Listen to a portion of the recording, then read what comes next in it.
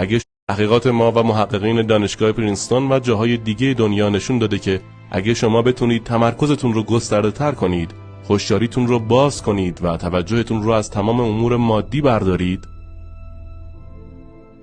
و به چیزی جز فضا توجه نکنید، همونطور که میدونید واقعیت از ذره و موج یا از ماده و انرژی تشکیل شده و یک میدان انرژی نامرئی به نام میدان کوانتومی است که در ورای این مکان و زمان قرار داره و نمیتونید اون رو با حواستون تجربه کنید، فقط با هوشیاری میشه اون رو تجربه کرد.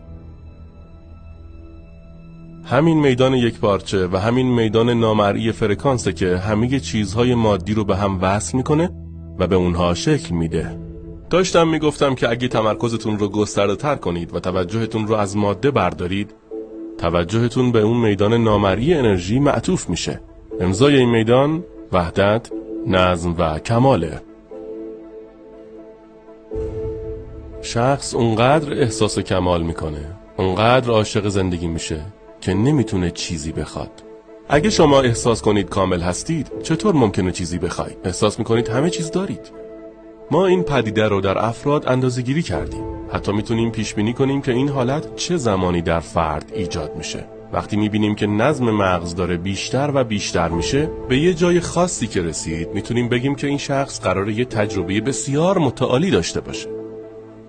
وقتی میبینیم که دو نیمکره مغز دارن به هم میپیوندن، وقتی شخص داره به میدان وصل میشه و احساس کمال میکنه، انرژی مستقیما وارد قلبش میشه و قلبش کاملا منظم و منسجم میزنه.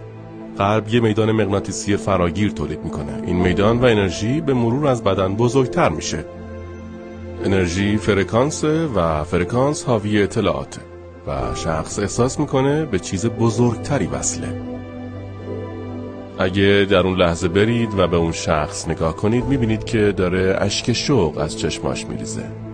این فرد احساس کمال میکنه و عاشق زندگیه و به چیز بزرگتری وصله. به نظر من این حالت وجودی طبیعی ماست.